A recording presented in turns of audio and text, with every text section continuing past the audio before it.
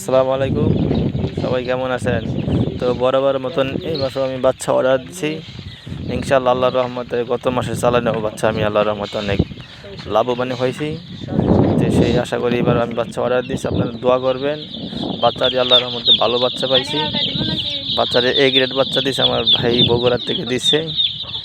বগুড়াতে বাচ্চা অর্ডার দিয়েছিলাম কালকে, আজকে একটা সন্ধ্যার পরপরই আইছে বাচ্চা। আমি এখন গইনা গইনা উড়াইতেছি। তো দেখেন, আপনারা চাইলেও পারলে আমার মতন ছোটো করে একটা ফার্ম দিতে পারেন। এটা কোনো আহামরি কষ্ট কোনো কাজ না।